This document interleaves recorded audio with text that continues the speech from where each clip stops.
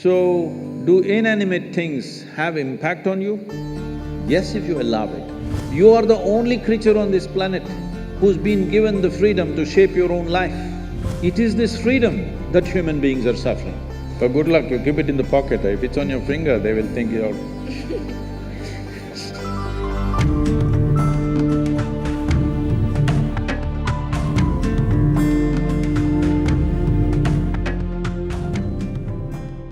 Sir, in the Indian society, when something goes wrong, for let's say someone is not well, so there are three types of people. Ones who go to the hospital, then there are the ones who rush to the temples, and then there are the third ones who rush to the astrologers. So we are actually taught from the beginning that inanimate objects and things around us have the power to control our lives.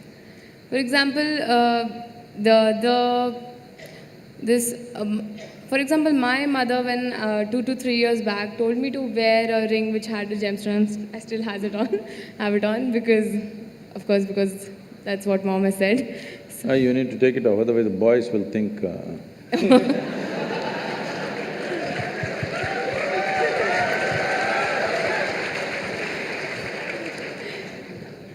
But good luck, you keep it in the pocket. If it's on your finger, they will think you're…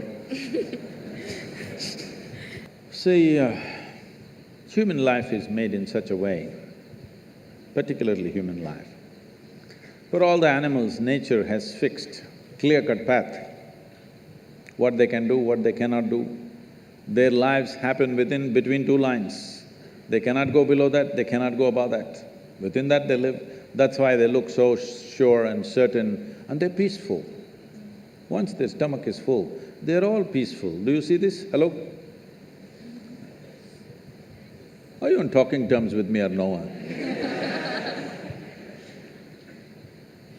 Do you see all the animals, once their stomach is full, they are peaceful. But human beings are thinking, or they're being taught that peace is the ultimate goal of life. A buffalo, full stomach, he sits peacefully. And for you, that is the ultimate goal, what a shame. What a buffalo can do with a stomach full of grass or whatever else he eats, you have to hold it as the ultimate goal. Is it not a shame, I'm asking you? But this is being taught like this, peace is the ultimate goal of your life. But coming to more fundamentals, if you're not peaceful today, can you enjoy your dinner today? No. Can you just enjoy walking down the street?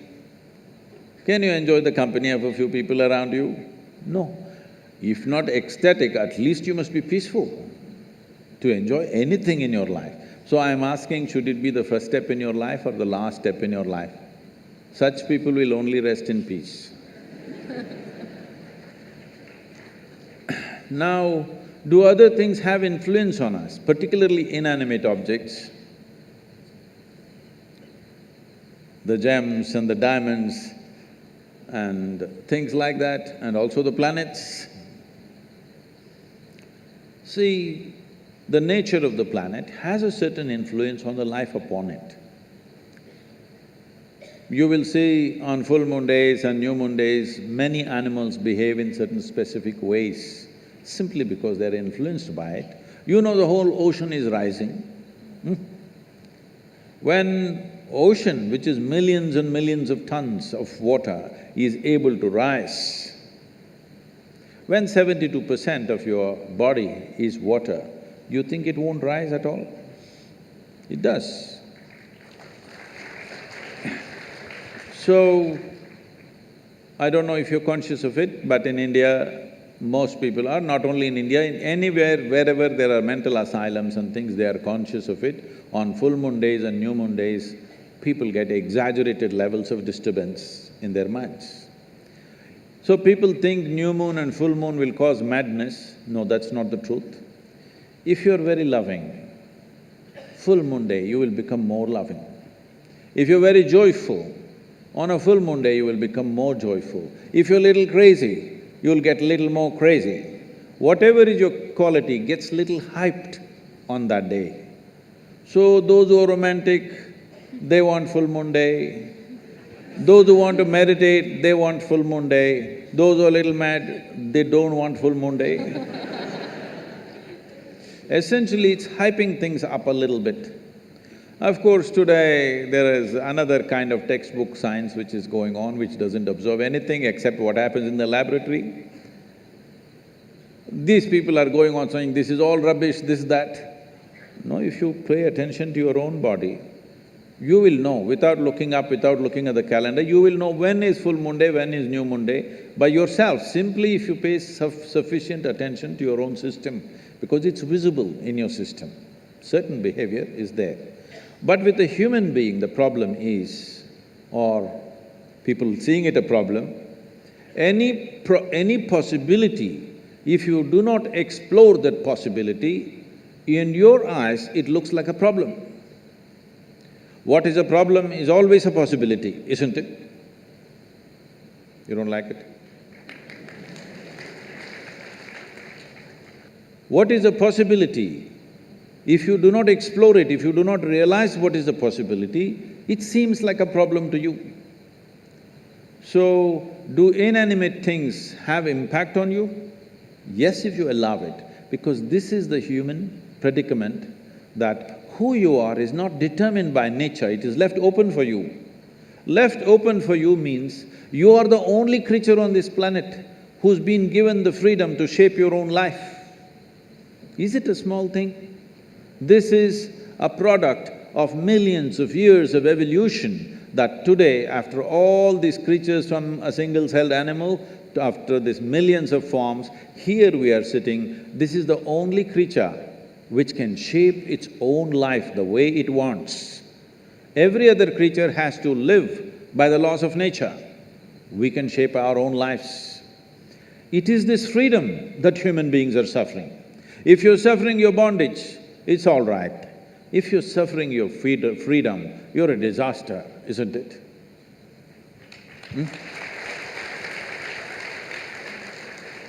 You're suffering your bondages, you're chained to something, you're suffering that, understandable. But you're suffering because you're free. Most human beings are suffering because they're free. They're always trying to bind themselves to something or somebody all the time because freedom scares them. Because freedom is a pathless path. Freedom is an open terrain, there's no fixed line. Because there is no fixed pathway, most people feel terrified.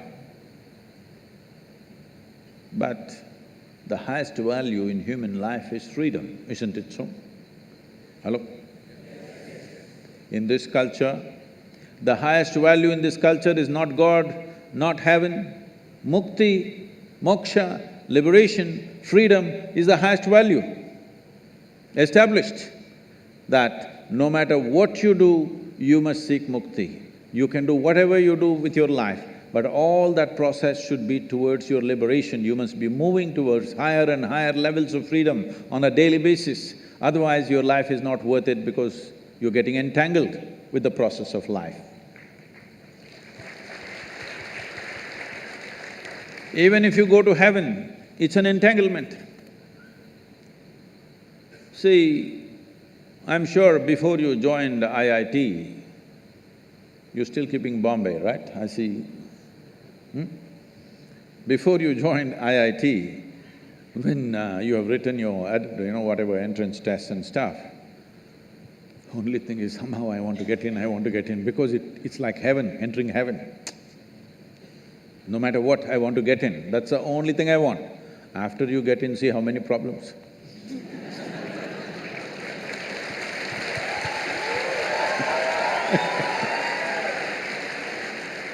I'm asking you a simple question. Being on this planet, do you have any proof that you are not already in heaven and making a mess out of it? Huh? Do you have any proof? Suppose you took off from this solar system and looked down at this solar system, whatever these 12, 14 planets and satellites and works, does planet Earth definitely look like a heavenly body among all these? Yes or no? So you're already on heaven and making a mess out of it, and now you want to go to another heaven. This culture does not value heaven, does not value God, values only freedom. We want to be even free from the creation and the creator. Mukti, moksha is the ultimate value because this is not a philosophical value, this is not a religious value, this is something every life is longing for. Only thing is, most human beings are short-sighted that they long for it in installments.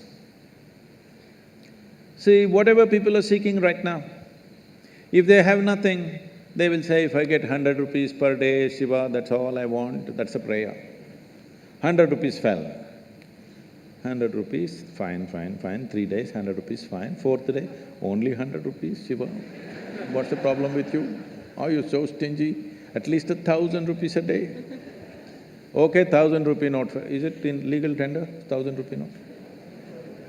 Huh? No, okay, 2,000 rupees fell. I don't want to get into trouble with that. Where is 1,000 rupees falling for Sadhguru? Where does he have? No, 2,000 rupees fell. You asked for 1,000, 2,000 fell. Wonderful Shiva, fantastic. After 10 days, only 2,000 rupees. It doesn't matter how much it falls, something more, isn't it? This is not about money. People think it's about money.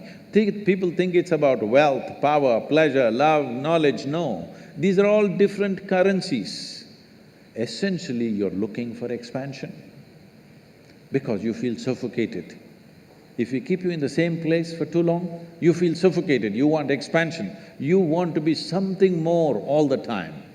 Yes or no? Always something more. Will you settle with fulfillment? No, you will look at the other planets, you will look at the new galaxies. So there is something within a human being which wants to expand limitlessly. That means it wants to be free, nothing else. Looking at this carefully, observing the nature of the life within, that it wants to expand in a limitless way, the only thing it is longing for is to become boundless. That means it's seeking freedom. That is why in this culture we established the highest value is mukti or moksha, which means liberation or freedom, not heaven, because heaven is just another place. Maybe little better accommodations, but same trouble after some time, isn't it?